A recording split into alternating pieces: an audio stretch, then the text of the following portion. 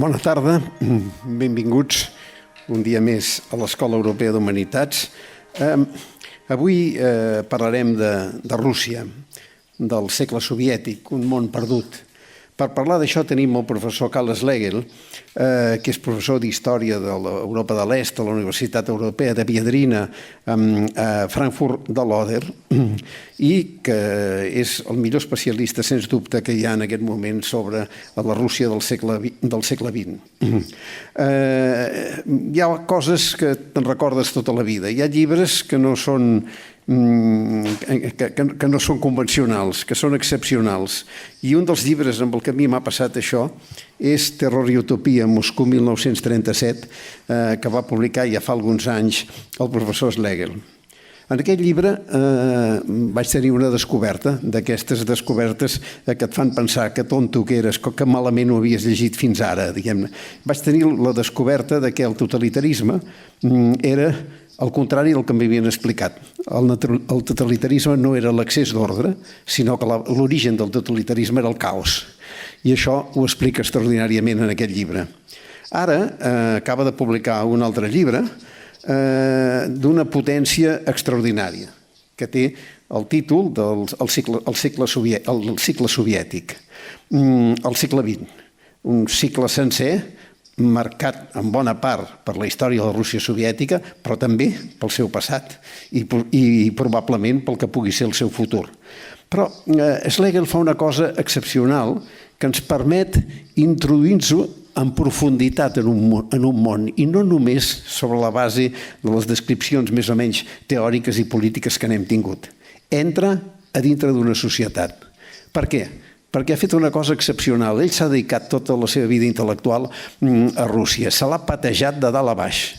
Ha estat a tots els llocs imaginables del que en podríem dir l'imaginari, el món dels ciutadans d'aquest immens territori que és Rússia.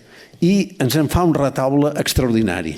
Un retaule en el que va entrant en aquells elements que més enllà del que ens ha set les superestructures polítiques ajuden a entendre el que és l'imaginari i la complexitat d'una societat.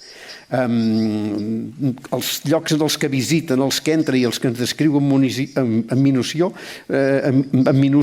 són des dels museus a les vivendes, dels monuments als paisatges, dels espais públics als objectes rituals privats, del fred als cossos, dels camps de concentració als passadissos del poder. Tot això ha estat visitat per ell i explicat en el que és un immens retaule, immens també en l'extensió, prop de 1.000 pàgines, del segle soviètic, la Rússia del segle XX. Gràcies, professor Schlegel, per haver acceptat la nostra invitació i ara li passo a vostè la paraula.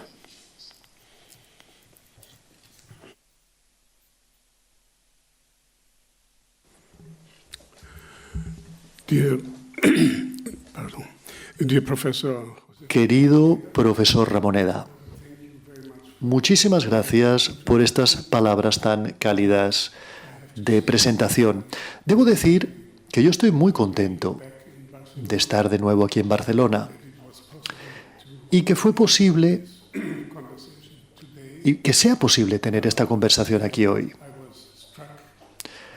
A mí me ha sorprendido lo que ayer noté en Barcelona. Esta ciudad que de alguna manera vuelve a cobrar vida, vuelve a tener vida en sus calles, llena de turistas y de gente que habla toda suerte de lenguas. Para mí personalmente ha sido magnífico poder salir un poco de Berlín y tomar aire fresco después de 1 año y medio de aislamiento y sentir que el mundo continúa vivo aquí en Barcelona. Gracias por esta invitación, pues. Para mí es un gran placer ha sido un gran placer coger un avión y volver aquí. Y quisiera agradecer, para empezar, al editor, Joan Tarrida, que ha hecho posible la traducción de este libro con un formato fantástico y por parte, digamos, de la traductora Paula Aguiriano Aispurua. Y el diseño, la calidad del papel, todo. El siglo soviético, arqueología de un mundo perdido. Es la primera edición en lengua extranjera, después de la edición en inglés por parte de Princeton Books el mes que viene. Y espero que la calidad del libro americano será tan buena como la del libro español. Para empezar, se preguntarán todos y todas, ¿es necesario escribir un libro sobre la Unión Soviética? Dado que tenemos bibliotecas. En las bibliotecas tenemos centenares de miles de libros sobre la Unión Soviética y sobre esta temática. Además de algunos libros fundamentales y excelentes, de los cuales podría mencionar los libros de los historiadores como Edward Hallett Carr, Richard Pipes, Ron Sony, Oleg Levy, o los eruditos de Princeton, Skokiel. ¿Por qué, pues, un libro sobre la Unión Soviética? Esta será la primera parte en la que entraré en profundidad y en detalle durante mi ponencia. El segundo tema que trataré es la temática del libro, el subtítulo del libro, arqueología. Algunos de ustedes se preguntarán, ¿no es demasiado temprano? ¿No es demasiado pronto como para hablar de la Unión Soviética como un campo de arqueología, como si fuese un campo de ruinas? Un campo para los arqueólogos, como las ruinas de los tiempos antiguos. ¿Es cierto? No se trata únicamente de la transformación de la Unión Soviética, especialmente cuando analizamos el momento actual de nostalgia por la vida de la antigua Unión Soviética en muchas capas de generaciones de ciudadanos rusos hoy en día. Y finalmente, trataré otra cuestión. ¿Podemos extraer alguna conclusión de la revisión de la Unión Soviética, del siglo soviético, como lo titulo? ¿O podríamos llamarlo un estudio en civilización soviética? Y podríamos entonces debatir cuál sería la perspectiva que nos ofrece la Rusia postsoviética hoy en día. Primero quisiera decir algunas palabras sobre por qué decidí tomarme algunos años para escribir este libro. La decisión de tomar el siglo soviético fue tomada después de un acontecimiento que fue sorprendente y desconcertante para mí. El libro no nació de un momento en mi experiencia, simplemente en un instante. No. Yo había conocido la Unión Soviética desde mis primeros años, cuando todavía estaba en mi instituto alemán, cuando viajé por primera vez a la Unión Soviética en 1966. Sin embargo, yo nunca había planeado escribir una historia de la Unión Soviética en el siglo XX.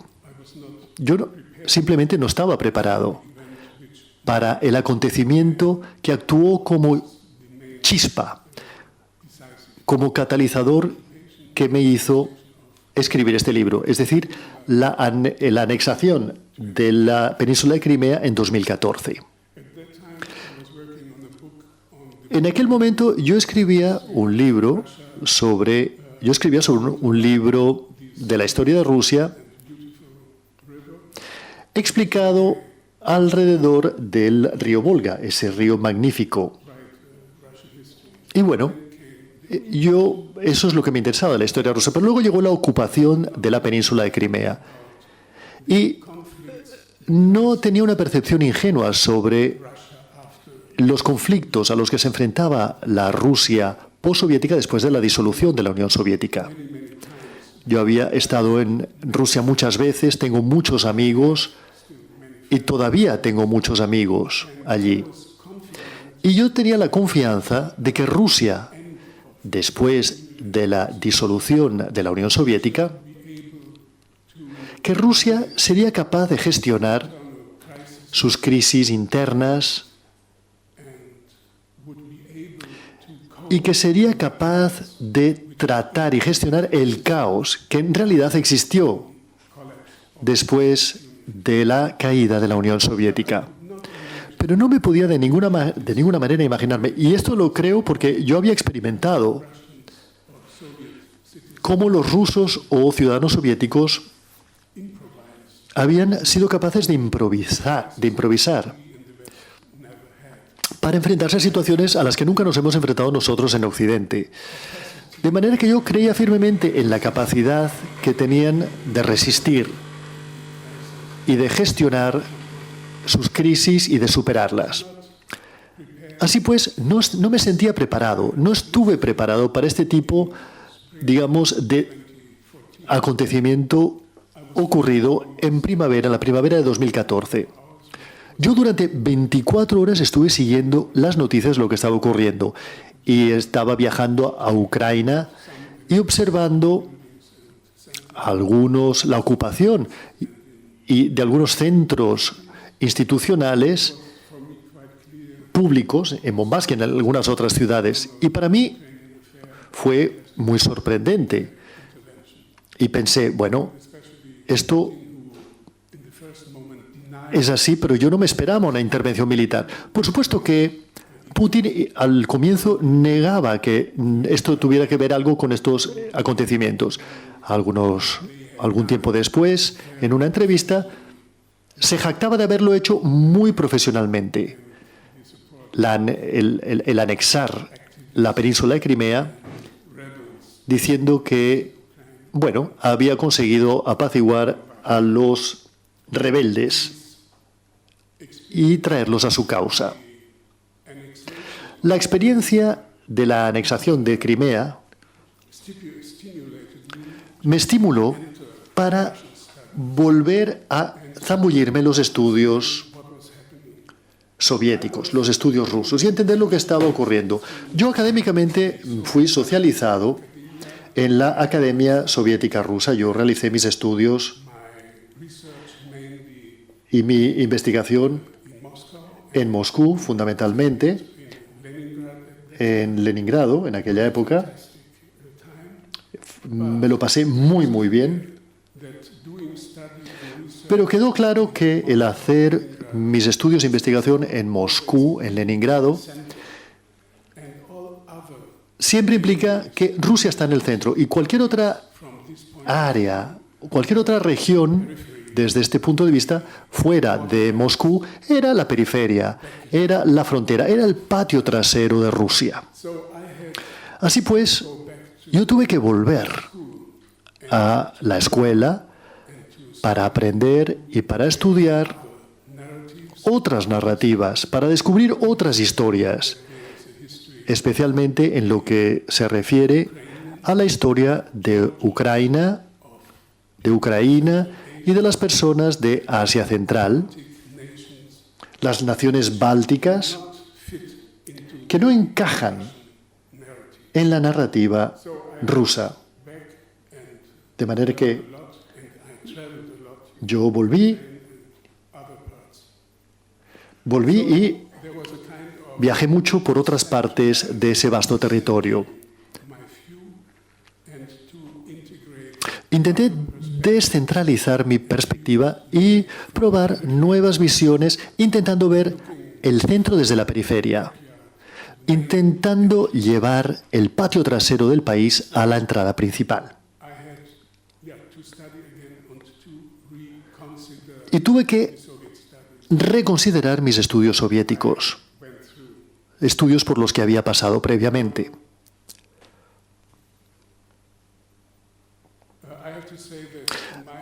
Debo decir que en mi vida académica yo había pasado por dos escuelas de estudios rusos y soviéticos, cuyo discurso principal durante el periodo de la Guerra Fría de los años 60 y 70 era evidentemente los estudios totalitarios. unos estudios muy importantes, principalmente escritos por exiles provenientes de Europa y de Estados Unidos, especialmente personas como Hannah Arendt. Esa fue la experiencia de los emigrados, de los refugiados del sistema totalitario. Y yo creo que la escuela totalitaria de los estudios rusos fue muy importante. Y son estudios todavía válidos desde muchos puntos de vista.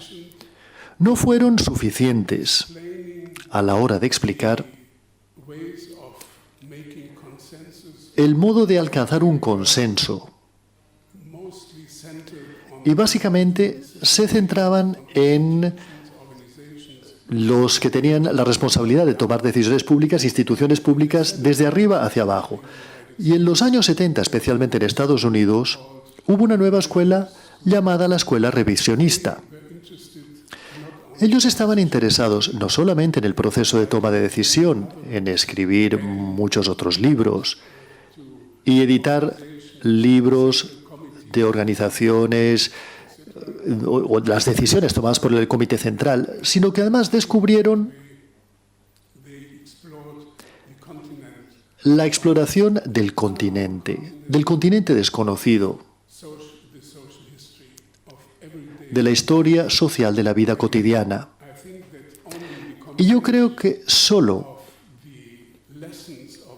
la continuación de las lecciones de la escuela totalitaria, del papel desempeñado por el terror, por el horror, fueron el resultado de la nueva escuela, de la historia social, y solo la combinación de los resultados de estas dos escuelas pueden proporcionarnos una respuesta a por qué la Unión Soviética, de hecho, no era únicamente un Estado que persistía o que persistió durante algunos años. Y algunas personas que emigraron en los años 20 pensaban que podrían volver a Rusia. No. Fue casi todo un siglo. Y la pregunta es, para explicar por qué. ¿Por qué pudieron existir durante tanto tiempo?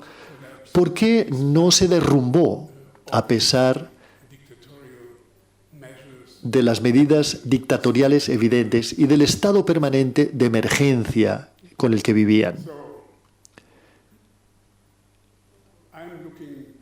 Pues bien, yo ahora miro atrás desde una perspectiva postsoviética e intento unir estas dos experiencias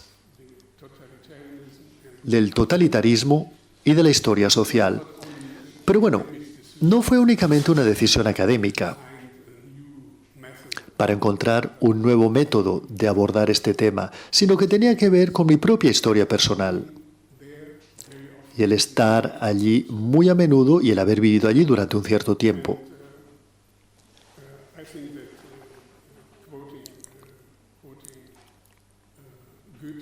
Y para citar a Goethe, dice que cada generación reescribe la historia. Eso es cierto.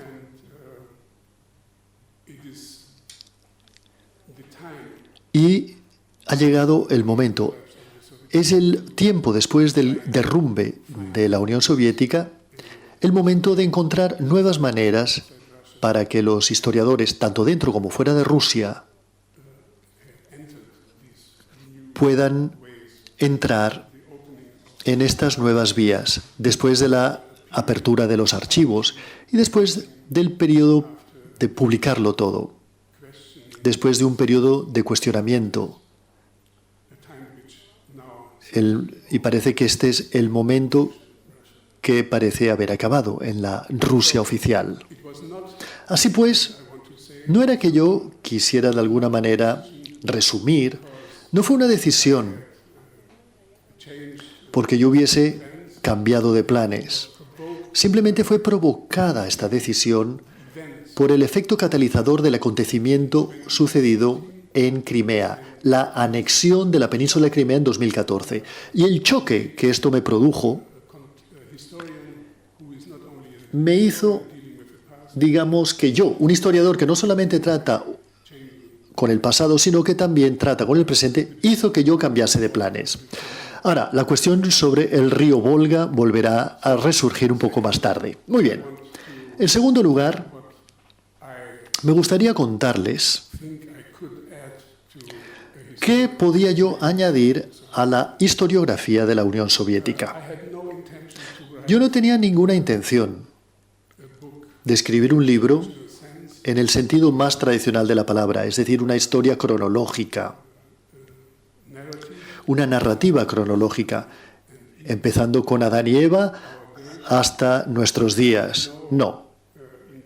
Yo no tenía ninguna intención de escribir una enciclopedia sobre la historia soviética, con fechas y personajes, etcétera, etcétera. Yo no tenía ninguna intención de contribuir un nuevo volumen a este género. No necesitaba aportar un nuevo volumen a este género porque ya tenemos obras excelentes en este ámbito. Yo decidí seguir el camino que había seguido desde mis primeros pasos. Es decir, intentar contar una historia que sucede en el sentido más literal de la palabra, que sucede no solamente en el espacio temporal, en el espacio del tiempo, de un año a otro, no solo en el tiempo, sino una historia que sucede en un sentido literal, es decir, que sucede. Tienes que describir lo que encuentras y describir el lugar, el teatro, el campo de batalla, el escenario en el que los actores históricos actúan y se reúnen. Es decir, tienes que ir a aquellos lugares en los que estos acontecimientos sucedieron y suceden. Y si lo haces así, si entiendes rápidamente que las cosas coexisten y conviven no solamente en la secuencia de un acontecimiento tras otro, sino que coexisten y conviven en un mismo lugar, no se trata de una deliberación teórica. Debo decir que yo me sentí inspirado y apoyado por un filósofo o un historiador en la tradición alemana, Walter Benjamin, que escribió un libro sobre los archivos, los pasajes, en el que intentó escribir una historia de la civilización, junto con, digamos, la historia de París en el siglo XIX. Y si analizamos el proyecto de los archivos, que nunca fue completado, por cierto, de Walter Benjamin, porque desgraciadamente Benjamin no sobrevivió, si analizamos en su obra, tenemos capítulos sobre temas completamente distintos. Hay capítulos sobre poesía, ferias, moda, capítulos dedicados a la arquitectura, y solo conjuntamente todos estos capítulos, solo conjuntamente nos pueden dar una idea de qué era París y por qué París era el centro y el símbolo del siglo XIX, del mundo burgués del siglo XIX. Yo me sentí muy inspirado por Walter Benjamin, por la figura que él presenta del paseante, del observador, que pasea, observa objetos, descubre situaciones, el deambulante, que intenta entender la importancia de todas estas situaciones, lugares y objetos, para contar la historia de estas cosas distintas. Y yo creo que si es posible reunir todos estos objetos y cosas y lugares distintos que existían a la vez en el mismo lugar, entonces puedes dar una idea de la complejidad de ese mundo social y cultural. Y esto es muy distinto de otro enfoque, de un enfoque basado en una visión especializada o en una disciplina.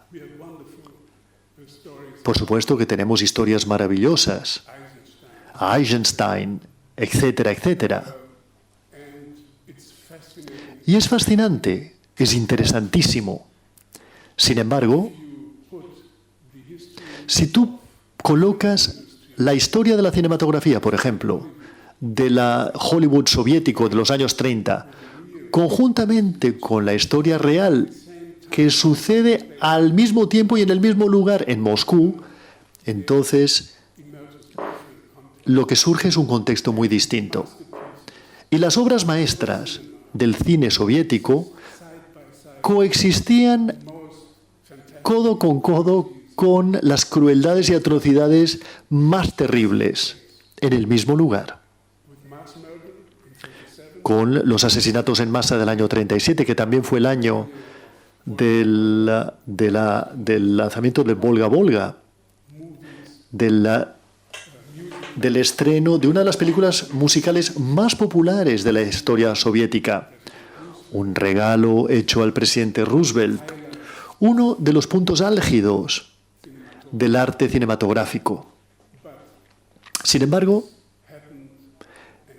esto ocurrió en el mismo lugar y en el mismo momento. Y la complejidad del año 1937 que yo he intentado entender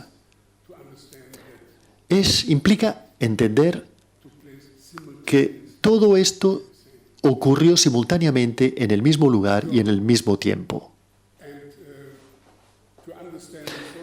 Y para entender la Unión Soviética,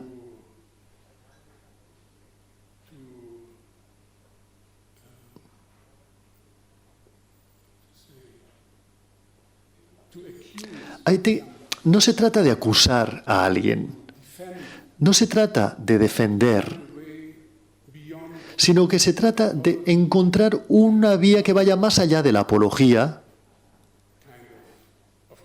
y que vaya más allá de la crítica. Simplemente contar la historia, y ese, para mí, es el ideal de lo que un historiador puede hacer. Y la pregunta no era contar de nuevo lo que había ocurrido, sino encontrar una nueva manera de narrar cómo esta historia puede ser contada. Y yo, con este ejemplo, intenté demostrar que la manera de narrar una historia es como un montaje. Montaje en el sentido de Eisenstein, de Walter Benjamin. Es decir, componer distintos escenarios e integrarlos en un libro. Y la arquitectura del libro tiene que resolver este problema, es decir, reunir y compilar cosas que están paradójicamente llenas de contradicciones. En la siguiente sección de mi intervención intentaré explicaros cómo he intentado hacer esto. Bien, reunir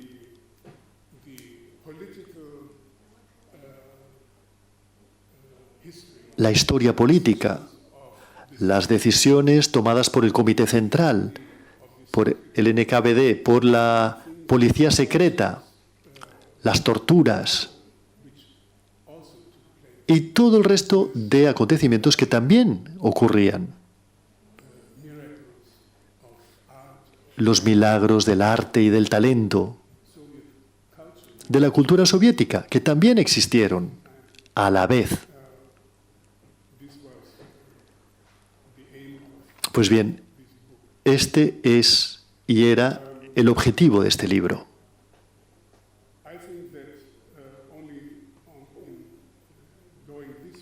Yo creo que solo siguiendo este camino se puede reconstruir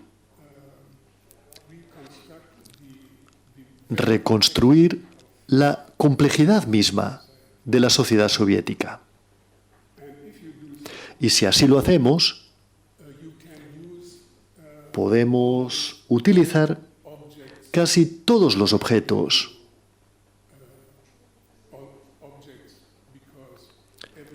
porque cada objeto tiene una historia.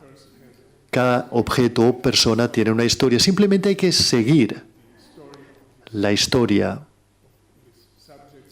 de este tema, que es lo que intentaré hacer ahora, a continuación, en la tercera parte de mi intervención. Es decir, ¿en qué consistía este montaje? Ahora no voy a dar la tabla de contenidos de este libro, pero una primera mirada nos indicará que son cosas que no parecen tener nada que ver las unas con las otras. Empieza, y esta fue mi solución, la solución que encontré para la arquitectura del libro, empieza con el bazar. Es decir, la situación en los rastros, en los encantes a finales del siglo XIX, que lo que queda son restos del imperio. Los viejos periódicos que eran vendidos en los rastros de toda Europa y de la Rusia postsoviética. Desde muchos puntos de vista, era una tentativa desesperada y humillante. Se asumía que la gente estaba vendiendo sus viejos libros, el resto, los restos de sus vidas, de sus esfuerzos, sus banderas.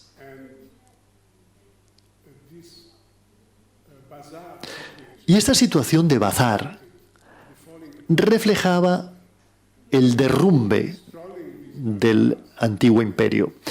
Y pasear por estos rastros y bazares y encontrar estos objetos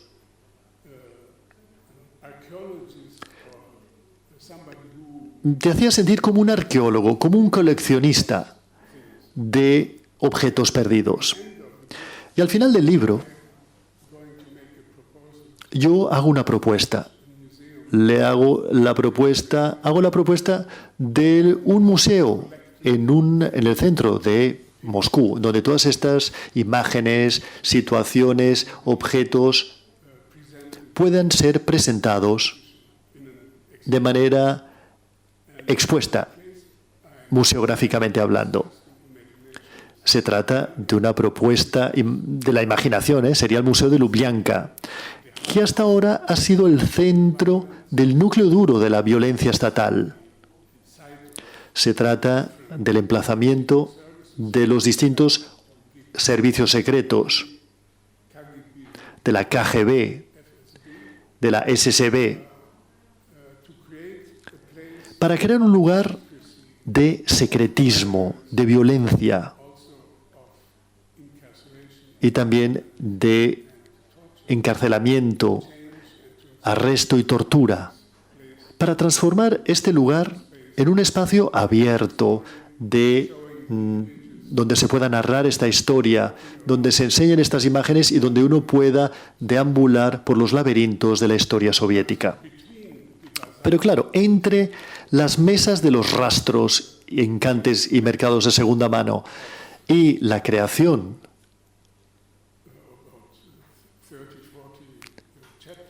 de este museo hay 30 o 40 capítulos y ahora estoy simplemente citando algunos de ellos, de lo que tengo en mente. Y mi esperanza es reunir todos estos distintos espacios para abarcar la complejidad de este antiguo imperio.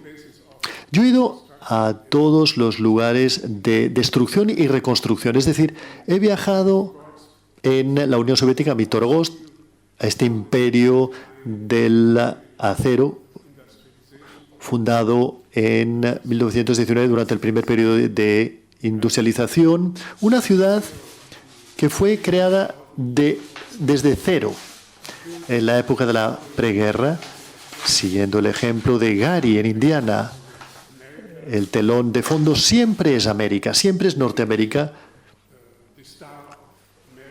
cuando la estrella de Norteamérica subía en el firmamento soviético. Martigogos, que todavía es un lugar impresionante, un paisaje enorme de acero, hierro y óxido. Fui a Solovsky, el primer campo de concentración construido en los años 20, con miles de ex aristócratas y burgueses, la inteligencia y también agricultores sencillos. Fui a una isla, el centro, el lugar icónico de la cultura rusa, un monasterio construido en el Mar Blanco en el siglo XIV, una fortaleza de fe. Y este lugar, un lugar secreto de la civilización ruso-ortodoxa, se convirtió en el primer campo de concentración,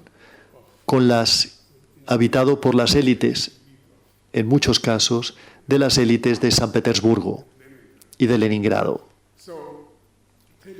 que entonces se llamaba Leningrado. Pues muy bien, contando la historia de la central de electricidad de Power Mills, que no solamente era una central de producción eléctrica, sino que tiene además los embalses más bellos de Europa, construida con el apoyo de los ingenieros norteamericanos, Colin and Cooper, que fue el supervisor del proyecto. De manera que intenté reunir lugares de construcción, de fe, de industrialización, de modernización, con la fuerza y la violencia, porque hay mucha mano de obra forzada y lugares de distracción y de destrucción. O sea que en el mismo lugar tienes entusiasmo, la firme convicción y creencia en la utopía y la destrucción de la biografía y vidas de muchos millones de personas. He verificado en la enciclopedia, la primera edición de 1920 hasta 1948. La primera fue un gran proyecto, porque la reformulación del universo de conocimiento en la sociedad postrevolucionaria fue un gran proyecto. Esa enciclopedia. 16 volúmenes. Ahora bien, si buscamos los nombres de los editores de la enciclopedia, puedes seguir que uno tras otro de los editores, personas prominentes, bolcheviques, figuras muy prominentes, desaparecieron de la lista de los editores. Y hacia el final, en 1938, casi todos desaparecieron. Y eso significa que la enciclopedia reflejaba, desde un cierto punto de vista, la destrucción del universo, del conocimiento. Eso significa que los editores, autores, desaparecieron de la enciclopedia y hubo algunas órdenes para que se eliminasen algunos artículos y páginas y destruyeron el orden alfabético de la enciclopedia. Por ejemplo, bajo la letra L, Lev-Trotsky. Es increíble. En la enciclopedia soviética no puedes encontrar un artículo sobre Trotsky. Bajo la T desapareció Trotsky, aunque fue uno de los dirigentes más importantes de la Revolución Rusa. O sea que la destrucción del orden del conocimiento puedes demostrar que cada página casi de cada volumen de la enciclopedia se ve. Y estoy citando este ejemplo de la enciclopedia porque demuestra que cualquier material, cualquier fuente puede ser utilizada para el análisis, para el análisis histórico. O puedes tomar los desfiles en la Plaza Roja. Casi todas las personas tienen recuerdos de los desfiles en la Plaza Roja, con personas en el mausoleo y todo el desfile militar y todo el equipo militar, etc. Pero la puesta en escena, la organización de estos rituales, de estas liturgias del poder, han cambiado. Desde el primer momento, los primeros momentos de la Revolución y de la Guerra Civil, eran manifestaciones espontáneas por parte de voluntarios del Ejército Rojo, hasta los desfiles finales, en la era final, que eran coreografiados, eran coreografías del poder. Y el segundo de estos desfiles en la Plaza Roja fue organizado y puesto en escena como si se tratase de un espectáculo teatral.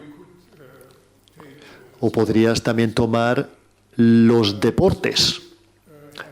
Los soviéticos tenían una vieja manera de entender el deporte. Y, por supuesto, no tenía nada que ver con formas aristocráticas de deporte. Es decir, personajes que llegan a caballo practicando la equitación. No tenían ideas de deportes masivos. No pensaban en formar parte, digamos, de los Juegos Olímpicos burgueses en Los Ángeles o Ámsterdam. Ellos crearon su propio sistema de construcción de la forma física del cuerpo. Tenían una comprensión específica de los cuerpos y organizaban incluso sus propios juegos proletarios, Spartakiaki, que se constituyeron siguiendo el nombre del joven emperador Espartaco. Incluso en los deportes tenemos un capítulo dedicado al ballet. Yo vi a Nureyev en Viena y me sentí fascinado por la gestualidad de este bailarín e intentar entender la elegancia de estos bailarines rusos. Tienes que zambullirte en la historia, tienes que entender que este bailarín genial, Nureyev, era la combinación de la disciplina de una formación, de la formación clásica del ballet desde el siglo XVIII en Rusia hasta la actualidad. Los rusos todavía son los principales bailarines en la danza clásica, pero no son, digamos, no son importantes desde el punto de vista de la danza no clásica. Y Nureyev combinaba ambos aspectos. Él no solamente quería bailar danza clásica, él necesitaba de su libertad como bailarín y se escapó a la primera oportunidad. Escapó de la compañía de danza de la Bolshoi cuando fueron a París. Y él intentó combinar la disciplina y la formación de la danza clásica rusa con la experiencia de una danza libre, de un bailarín libre. De la Cézanne Russe a París en 1909, o las danzas de Diaghilev, Stravinsky y otros, que crearon en aquel momento el centro de su propia cultura, que fue el punto álgido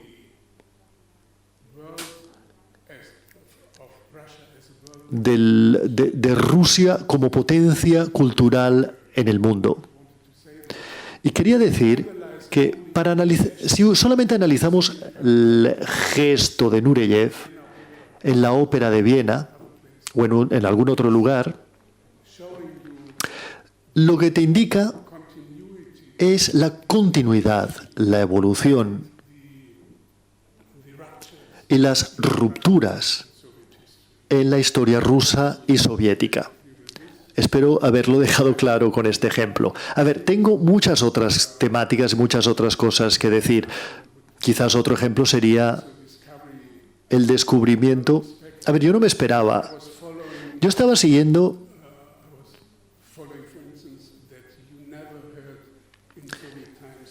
señales que nunca habías escuchado antes en la Moscú soviética. O sea, campanas de campanarios de iglesias. Son sonidos que yo no había escuchado nunca en la Moscú soviética, como símbolo de la Iglesia Ortodoxa rusa. Fueron eliminados en la Revolución Cultural de 1929 y miles de conventos, monasterios e iglesias fueron simplemente destruidos y pasaron del sonido del campanario al silencio, del sonido del campanario al sonido de las fábricas, de las chimeneas, del sonido de las fábricas industriales. Eran el sonido de la modernidad. Y estos paisajes sonoros también son muy importantes para entender la historia, porque tenemos, al fin y al cabo, oídos para escuchar. No solamente tenemos ojos para ver y para revisar documentos, tenemos ojos para ver la arquitectura, los paisajes, los espacios públicos. Y también tenemos sentidos, órganos sensoriales, como el olfato, para oler. Y con esto acabaré mi intervención. Cuando yo estaba en la Unión Soviética, siempre me fascinaban las fragancias específicas, los olores, por ejemplo, de la entrada, de la ópera, etc. Y yo intentaba encontrar de dónde provenía ese olor, esa fragancia. Y encontré, mientras leía las fuentes rusas, encontré que esta era la fragancia del perfume más popular, que se llamaba Moscú Roja. Y yo intenté encontrar algo. Quería escribir una página sobre el olor, sobre el aroma, sobre la fragancia. Y paso a paso fui descubriendo que la composición original, la fórmula original del perfume Moscú Rojo, fue creada justo antes de la Revolución, en 1930. Se celebró el 300 aniversario de la dinastía Romanov y se creó un perfume dedicado a la dinastía Romanov. Y después de la Revolución, esta fábrica francesa se socializó, se colectivizó, se nacionalizó, y uno de los maestros perfumeros de esta fábrica ayudó en la construcción de esta industria perfumera actual soviética. Es decir, que un aroma, una fragancia de perfume francés se convirtió en uno de los elementos fundadores de uno de los perfumes más populares en la Unión Soviética. Posteriormente descubrí que también Coco Chanel tenía algo que ver. Ella era la otra maestra perfumera. Tuvo que crear el Chanel número 5 después de la guerra. Es decir, que podemos contar la historia de todo un siglo oliendo una gota de perfume.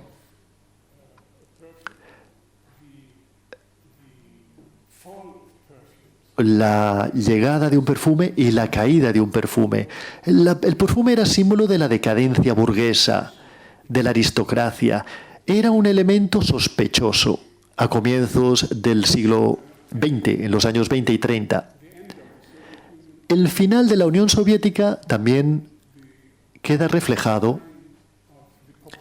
en el declive justamente de la popularidad del perfume Moscú Roja, porque los jóvenes buscaban perfumes polacos, libaneses o franceses. Y el periodo de popularidad del perfume Moscú Roja se acabó. ¿Cuánto tiempo me queda, más o menos, Josep? Bien.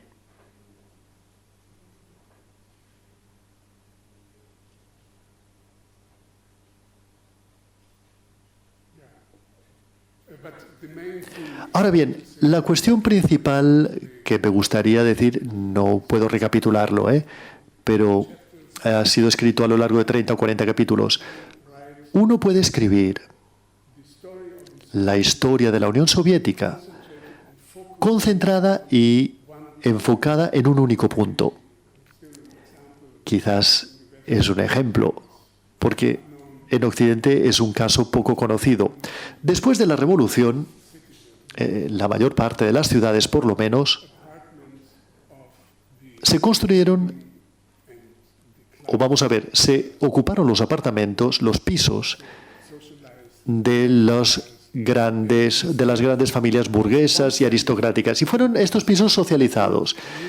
Y en un piso de 6 u 8 habitaciones, en vez de una sola familia aristocrática, vivían unas 6 u 8 familias.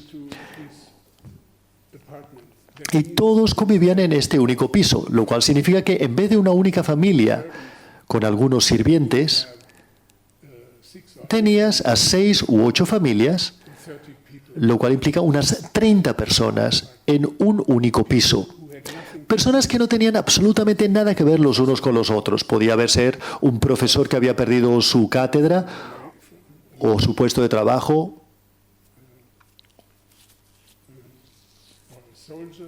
que convivía con un soldado o con un trabajador de la fábrica en Leningrado.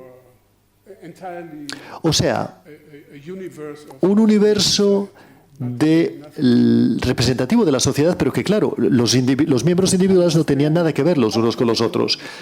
Y hasta el final de la Unión Soviética tenemos miles de libros escritos sobre los mecanismos del gobierno político, de la dictadura, del partido, etc. Pero hasta el final de la Unión Soviética no tenemos ni un solo libro, ni una sola tesis, ni un solo estudio sociológico sobre este lugar central de la vida cotidiana en las grandes ciudades. Y esto es sencillamente increíble. Las únicas personas que le han prestado un poco de atención a esto son los periodistas. Y si uno intenta revivir esta experiencia de toda una vida, de 3 o 4 generaciones, tenemos que remitirnos a los informes de periodistas que se dieron cuenta de cuál era la realidad. Es decir, los historiadores profesionales, los sociólogos profesionales, los etnógrafos profesionales no prestaron ni un segundo de atención a este elemento tan central de la vida cotidiana en la Unión Soviética. Estoy convencido de que el centro de la vida cotidiana para millones y millones de personas, y no solamente durante un año, no solamente durante 3 o 5 años, sino durante toda su vida. Yo crecí en Alemania Occidental, cuando 12 millones de judíos rusos emigraron desde la parte oriental de Europa hacia Alemania Occidental. Y mi familia hospedó a 3 de estas familias en casa. Pero este periodo quedaba limitado a 3 o 4 años. Pero vivir durante 3 o 4 generaciones en estos espacios, no nos lo podemos ni siquiera imaginar lo que significa. Significa tener que hacer cola por la mañana delante del lavabo para esperar que el váter se abriese. Significa tener muchos timbres para cada habitación.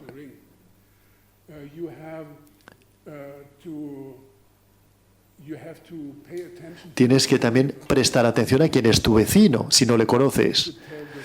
Porque el vecino te podría denunciar porque te estás reuniendo con alguien que le parece sospechoso. a world of denunciation, Era un mundo de denuncias, get rid of some. básicamente para eliminar a algunas personas y para poder ocupar su habitación. And of course it was also Y por supuesto, también era una escuela a perverted form of de una forma pervertida de solidaridad, porque te habías forzado, no tenías posibilidad alguna de evitar esta experiencia, de manera que te habías forzado a convivir.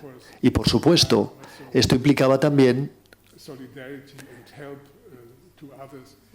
la ayuda a los otros en situaciones complejas. La gente era encarcelada en los años 30 y a veces los vecinos ocupaban la oficina que quedaba vacía. O sea que al final era un fenómeno ambivalente.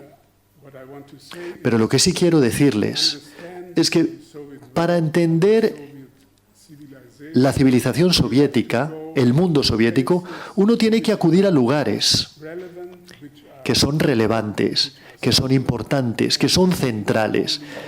Y esto no solamente implica a la persona que está arriba, no solamente implica a Stalin o a Putin, you have to look on the también tienes que buscar en el continente incógnito, en el continente desconocido de la vida cotidiana de millones de personas de a pie.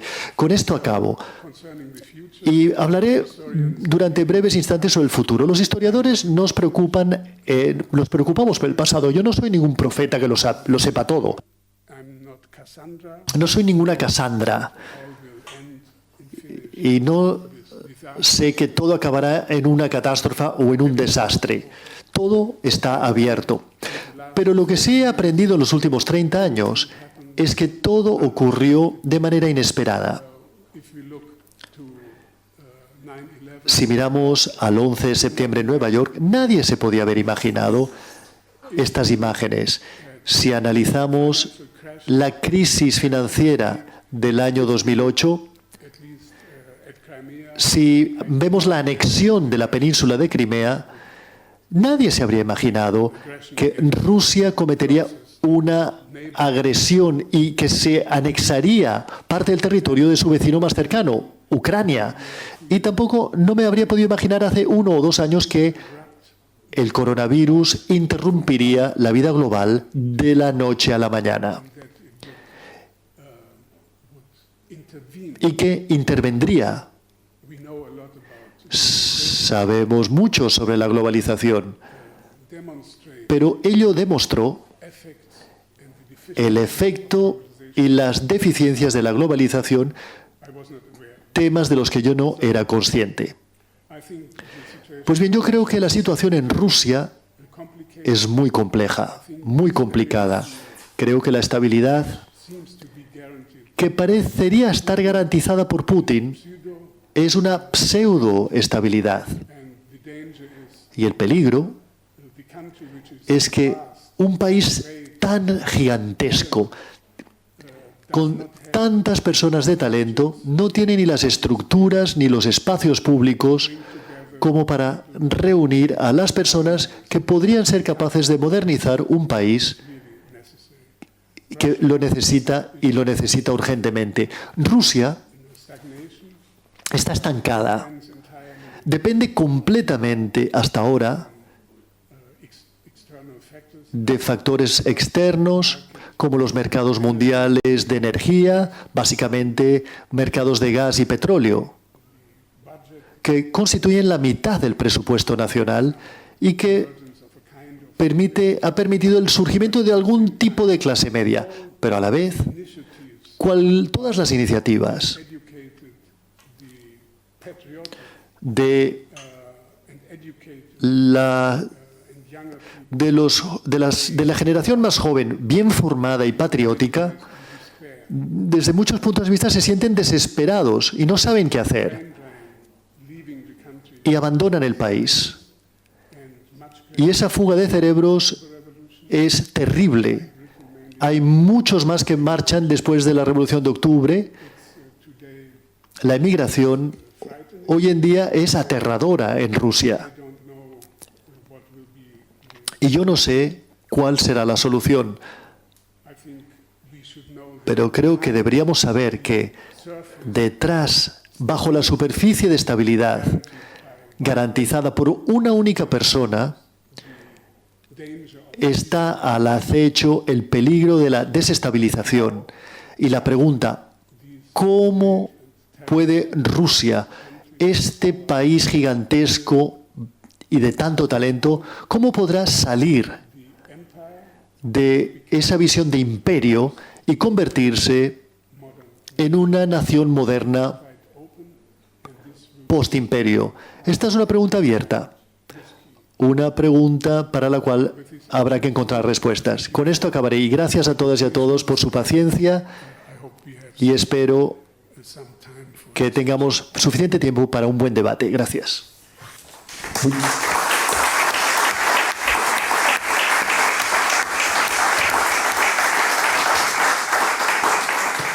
Muchas gracias, muchísimas gracias. Una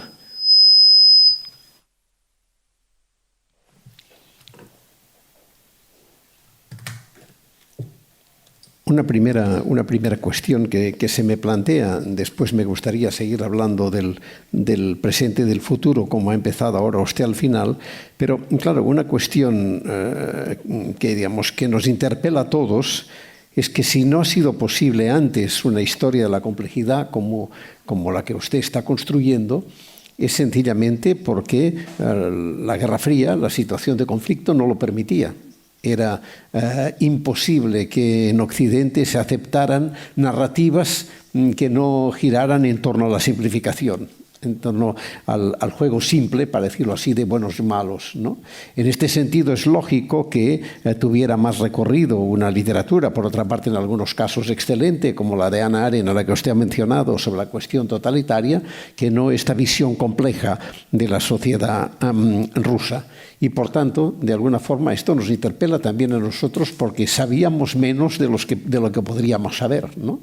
Y le pondría un ejemplo banal, pero que a mí en su momento me impresionó mucho, ¿no? En una visita a Moscú y a San Petersburgo, me quedé muy sorprendido de que los personajes que para mí eran, para decirlo así, más simpáticos del universo soviético, especialmente Khrushchev, eran posiblemente el más detestado en su país. Y no dejó de sorprenderme y de hacerme entender la incapacidad que teníamos para comprender un país que, por otra parte, era tan importante para todos nosotros por lo que representaba, ¿no?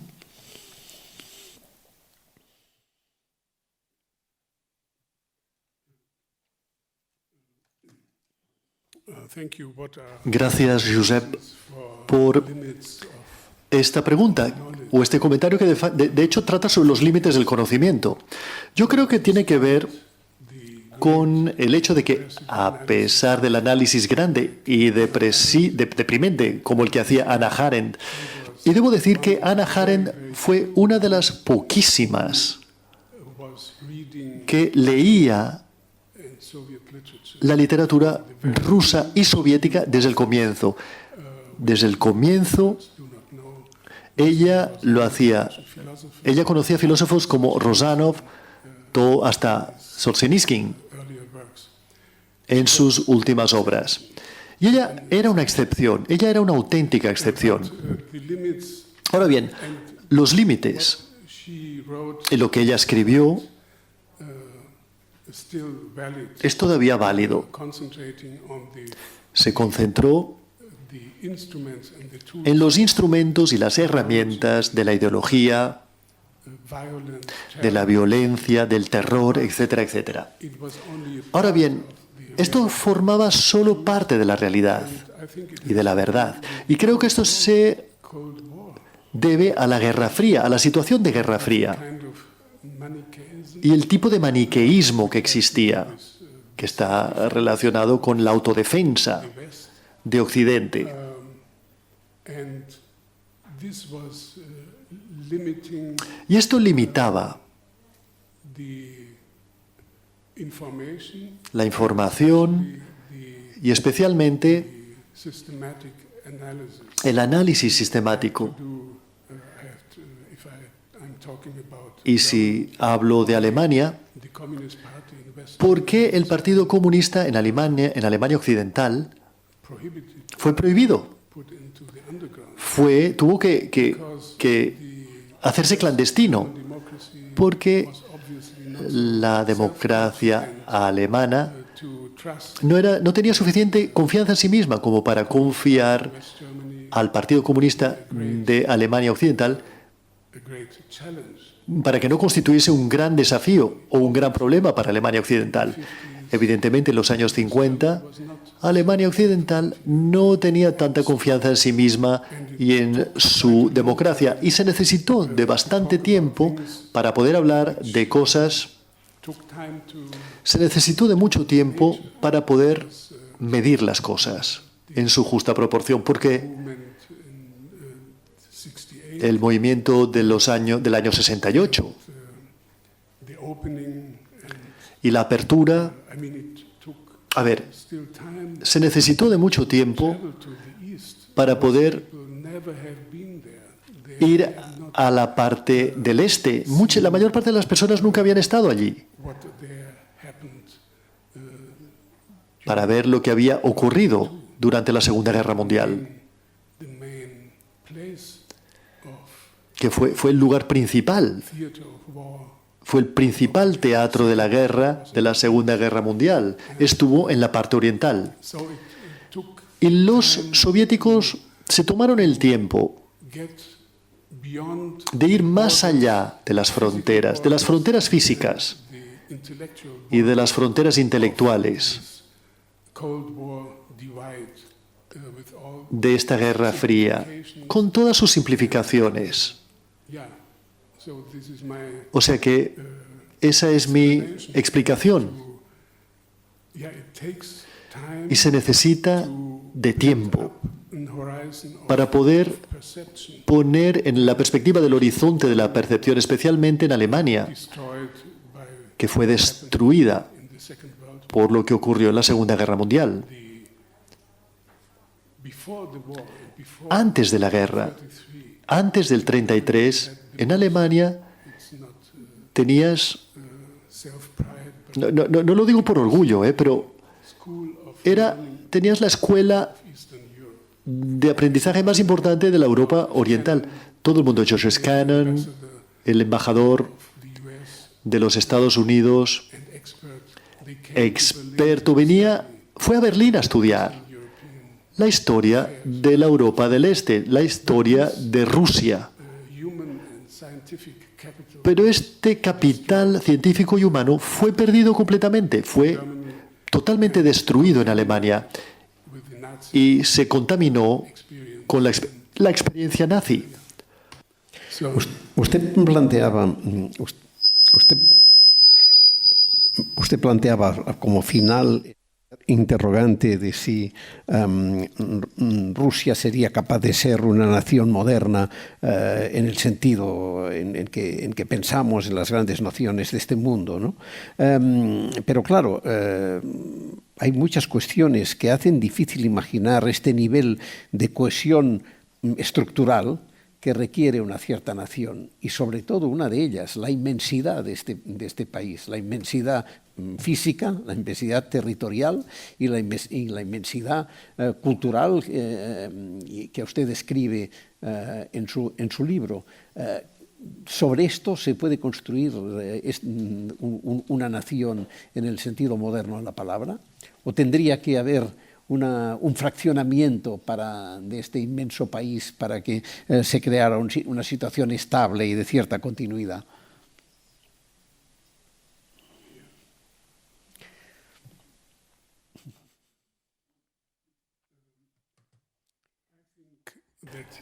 A ver, yo creo que incluso la pregunta o la cuestión de ¿quiénes somos en Rusia? No es una cuestión que tenga una respuesta clara. Ellos no lo saben, no saben quiénes son. there's always a move. Y siempre existe We are European. un movimiento que dice, ¿somos europeos? Sí, no, somos distintos. Miran hacia Europa, vamos a Europa. Como las personas del Reino Unido van al continente, van a Europa. Eso lo hacen a menudo. Y existe un discurso.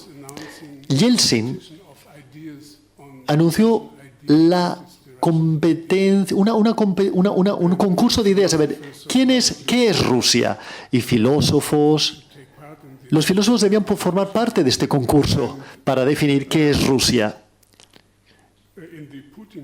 Y en la época de Putin se formuló desde muchos puntos de vista. Primero, se dijo que somos euroasiáticos. Formamos parte de Europa y también de Asia.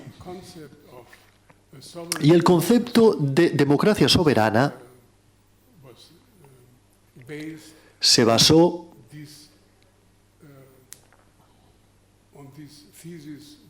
en esta tesis, la tesis de que Rusia pertenece a Europa y a Asia. La idea de que se trata de una civilización específica. Desde un cierto punto de vista, esto constituye la legitimación del régimen de Putin ahora. Y Putin añadió otro tema al concepto del mundo ruso. El mundo ruso significa que no solamente abarca a los rusos étnicamente rusos, sino que se trata del espacio en el que viven los rusos, las personas que se sienten, que tienen un sentido de pertenencia a la cultura rusa y al mundo ruso. Y esta es una idea muy ampliada y extendida de Rusia. Significa que las personas de habla rusa, que son ciudadanos de estados soberanos e independientes, como por ejemplo de estados como los bálticos o de Ucrania, pueden pertenecer al mundo ruso. Y esta constituye la base de la intervención y de la anexión. Es la base de la anexión de la parte oriental de Ucrania. Y en este sentido, centenares de miles de pasaportes han sido otorgados a los ciudadanos de una Ucrania independiente. Así pues, el concepto de mundo ruso es un concepto muy flexible, muy laxo, diría yo. Y si vas a Alemania, donde tenemos aproximadamente 3,5 millones de ciudadanos de habla rusa, emigrantes de origen alemán, de la Unión Soviética, personas que llevan años viviendo en Alemania. Esto significa que no se trata de una comunidad muy pequeña. Y es un poco como el problema de los habitantes de habla turca, la minoría o comunidad de habla turca en Alemania, que durante las elecciones turcas votaron por Erdogan. Por lo tanto, existen relaciones y complejidades que hasta ahora han sido ignoradas y que existen y que surgirán a la superficie, saldrán a la superficie en un momento dado. Existe una cosa muy importante, hablando de Rushkimir, el poeta ruso. Existen dos palabras, dos términos para ruso en la lengua rusa. Una es ruski, que significa ruso por etnicidad. Y luego existe rasiski, que significa que incluye a todos aquellos que pertenecen al territorio del Imperio ruso o de la Federación Rusa. Pero los habitantes del territorio de la Federación Rusa actualmente no son todos ellos rusos y no todos ellos pertenecen a la Iglesia Ortodoxa rusa. Tenemos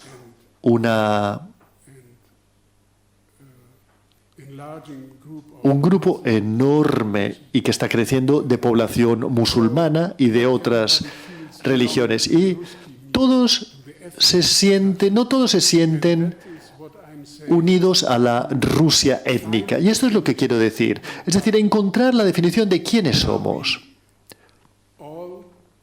¿Somos todos ciudadanos de Rusia? ¿Todos pertenecemos a muchas culturas, a muchas naciones y muchos grupos étnicos? ¿O pertenecemos todos al grupo ruso, al grupo étnico ruso? Y esta cuestión no ha sido debatida. Y esta es la razón por la cual yo creo que la pregunta más difícil para el futuro de Rusia es encontrar una autocomprensión, una identidad de quiénes somos. Y esta es una cuestión mucho más complicada que en las exrepúblicas como Georgia u otras repúblicas transcaucásicas. Y lo es incluso más complicado en Ucrania, creo yo, a pesar del hecho de que Ucrania es una nación política que existe con culturas completamente distintas. Pero la respuesta a la pregunta ¿quiénes somos? Todavía es una pregunta abierta. Y ahora, por ahora, es una cuestión que abarca o que cubre completamente una única persona, que és Putin, que és la persona que està arriba de todo. Qui s'incorpora a la conversa? Qui vol plantejar alguna cosa?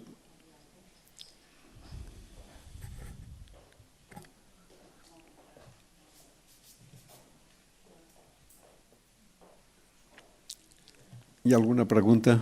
Algú s'anima?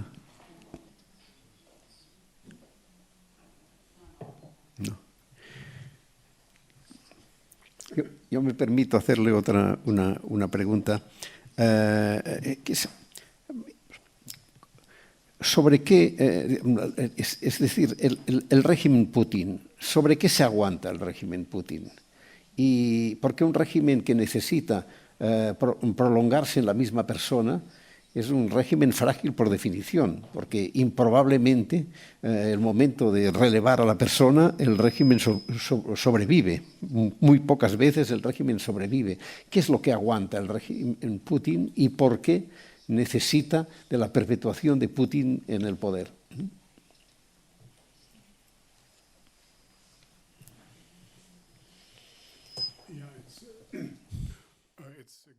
Bueno, de nuevo, esta es una pregunta muy compleja de responder, ¿eh? Es una pregunta muy compleja. ¿Cuál es la base de apoyo? ¿Cuál es la base de apoyo? No existe un consenso y yo no me basaría en los resultados de las últimas elecciones a la Duma, porque no hubo realmente elecciones, porque fue más bien como una especie de parodia o imitación de unas elecciones, incluyendo la falsificación de candidatos. Bueno, esto no es lo más importante. Lo más importante es que no había alternativa, no había opción, no había elección. No podías decidir.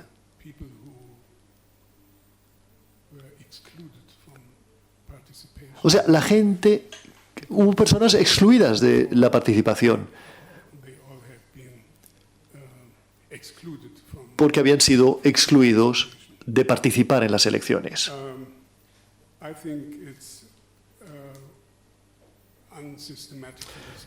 Yo creo que de esto no se habla sistemáticamente. Del miedo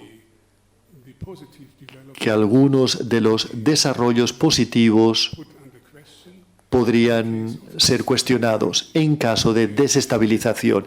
Existe el temor, existe el miedo latente a la desestabilización, porque las personas después del derrumbe de la antigua Unión Soviética tuvieron que pasar por una década de caos, no solamente a nivel abierto, el discurso abierto, sino de un caos y de una desesperación absolutos,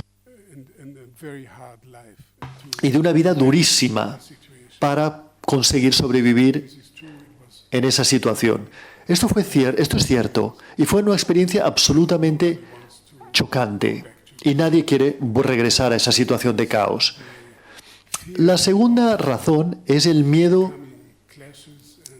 de que se produzcan confrontaciones, no quizás civiles, pero conflicts come to the open. que haya conflictos que salgan a la luz. Also been in the post Y esto también se produjo en la época postsoviética. Hemos tenido limpiezas étnicas Soviet republics, en las repúblicas postsoviéticas del Asia Central.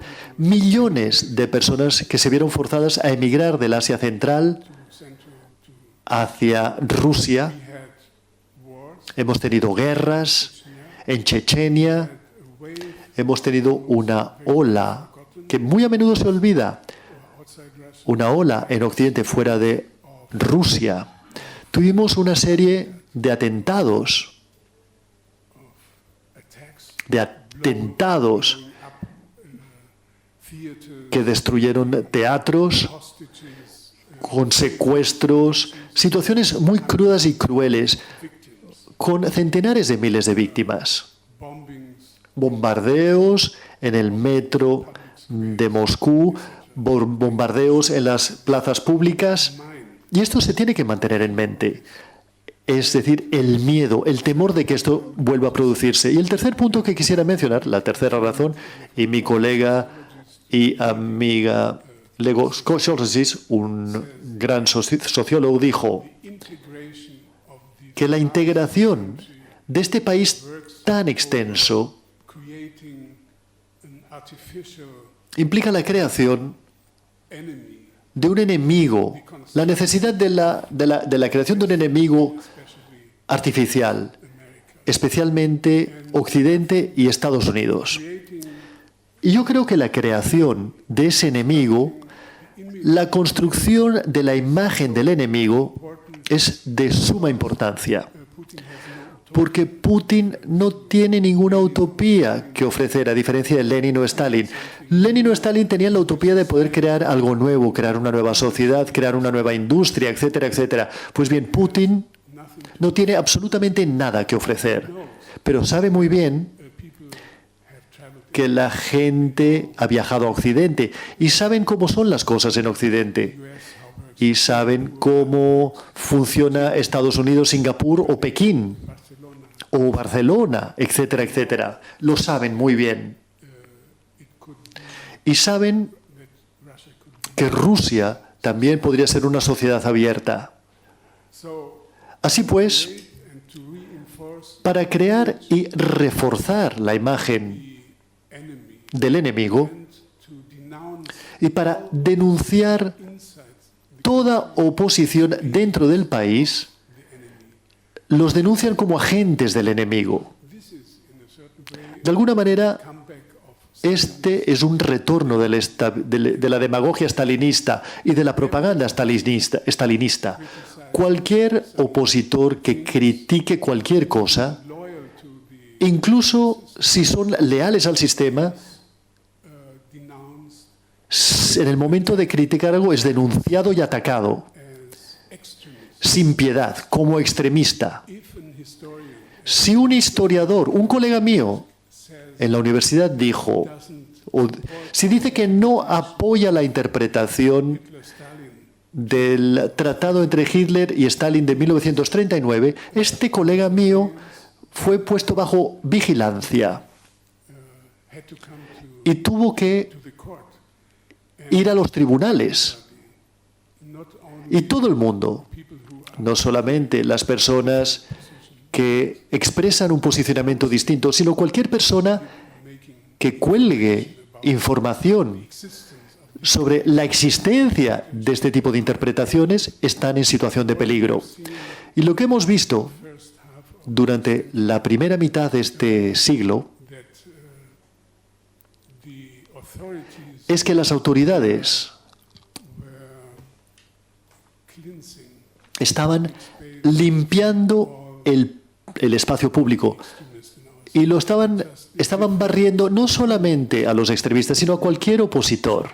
Eso realmente es desconcertante, es escandaloso y yo diría que las forces. operaciones de las fuerzas They are of course unimaginable públicas without son support inimaginables of Russia. sin el apoyo de la Rusia de Putin. Say that this kind of Y yo diría que este tipo de limpieza del espacio público new Iron Curtain, y la creación de un nuevo telón de acero Lukashenko, por parte de Lukashenko en Minsk, in a certain way, did de alguna manera es el laboratorio para prácticas practiced in que también son puestas en práctica en Rusia.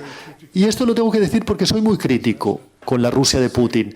Tengo que decir que durante toda mi vida yo trabajé understanding para entender a Rusia Germany. en Alemania It was acknowledged and accepted, y fue reconocido y aceptado. and I do it Y lo hago even incluso ahora, now. especialmente ahora. It's a difference Pero to support marca una diferencia apoyar a los colegas y amigos que están bajo presión, and suffering, que están sufriendo de una represión or support despiadada, a policy of appeasement, o apoyar la política de apaciguamiento, supporting la política de apoyo Putin regime. al régimen de Putin. Si no hi ha res més... una pregunta allà.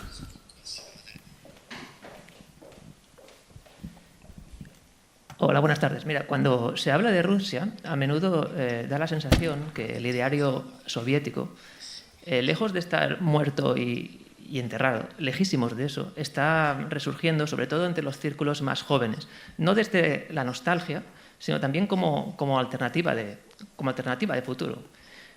Más o menos, salvando todas las distancias, igual que en Europa están surgiendo ciertas ideologías neofascistas también como alternativa de futuro, se plantean así. Yo quisiera saber qué piensa usted, hasta qué punto cree usted que el ideario soviético, digamos, reestructurado, o un neoideario soviético, puede ser una amenaza para la Rusia futura, digamos. Gracias.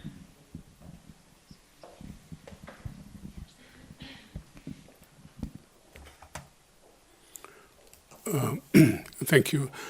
Gracias por esta pregunta. A ver, yo creo que el proceso continuado de formulación New ideology, de una nueva ideología, Ruski Mir or the Russian, y el Ruski Mir o el mundo ruso, es una de estas formulaciones, ese mundo ruso que he mencionado en mi intervención. Pero a diferencia de épocas pretéritas en que Occidente o Europa criticaban the Soviet Union, a la Unión Soviética, the West was just Occidente opposing simplemente se oponía a la propaganda simple, the Soviet propaganda. a la propaganda soviética. Hoy en día la situación es mucho más compleja, Because there is no propaganda porque no existe Soviet style, propaganda al viejo estilo soviético, new type of pero existe un nuevo tipo de información y de cultura mediática delicate, que es mucho más delicada, mucho más refinada, smarter mucho más astuta e inteligente que la propaganda soviética tradicional.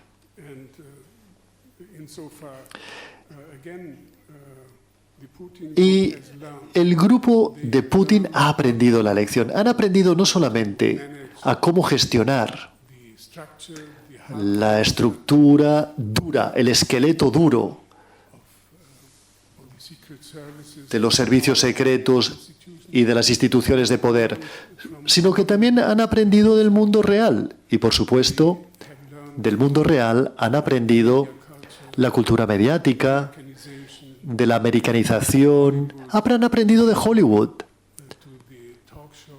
Si vas a los programas de tertulias, sí que han aprendido, y han aprendido muy bien a utilizar los nuevos medios. The problem is not Y el problema principal no es simple propaganda, contrarrestar la propaganda simple. El problema principal es que intelectualmente, en el espacio público, de alguna manera enfrentarte a una mezcla news, de noticias y de falsedades, truth, and hard. con verdades y medias verdades. Not a simple No existe una propaganda única, sencilla, que diga, somos lo mejor del mundo. No. la propaganda es muy distinta. La corrupción, por supuesto que tenemos corrupción, pero por supuesto que vosotros también tenéis corrupción. ¿Qué diferencia existe entre la corrupción de la ciudad de Londres, de la City de Londres, que permite a los oligarcas rusos invertir sus miles de millones fuera del país e invertirlos en activos británicos o en otros territorios? No. Ahora lo que dicen es, sí, tiene usted toda la razón.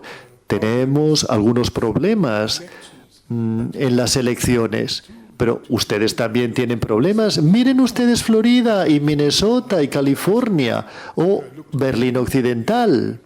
Miren ustedes a Berlín. Han sido incapaces el fin de semana pasado, de organizar las elecciones como habrían debido ser organizadas.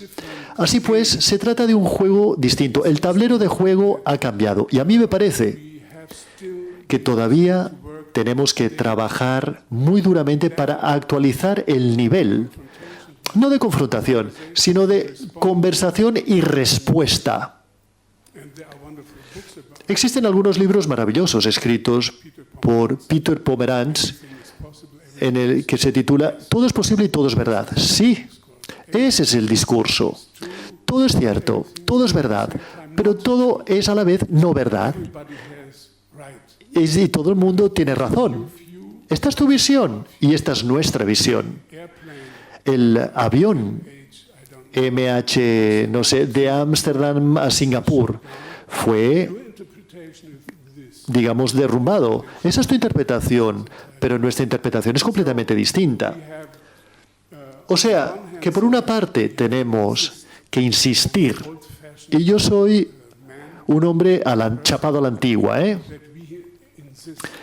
tenemos que insistir en que haya unas visiones e interpretaciones independientes de algo que se pueda considerar la verdad, de algo que podemos probar, de algo que podemos documentar, de algo que podemos demostrar. Y por otra parte, tenemos que implicarnos en un discurso, el discurso posmoderno, que todos han aprendido a pies juntillas. Es decir, de que todo es relativo, de que todo depende en el individuo y en la perspectiva individual de la persona, etc. Yo creo que el enfrentarnos a esta nueva situación es un ejercicio continuado. Y mi visión personal es que existe una especie como de impotencia en este tipo de discursos. O por lo menos en Alemania es así. Pero me temo que también es una impotencia a nivel europeo. Es un fenómeno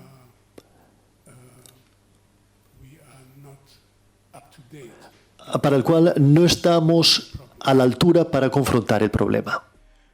Molt bé, si us sembla, ho deixem aquí. Moltes gràcies. Muchísimas gracias. Thank you.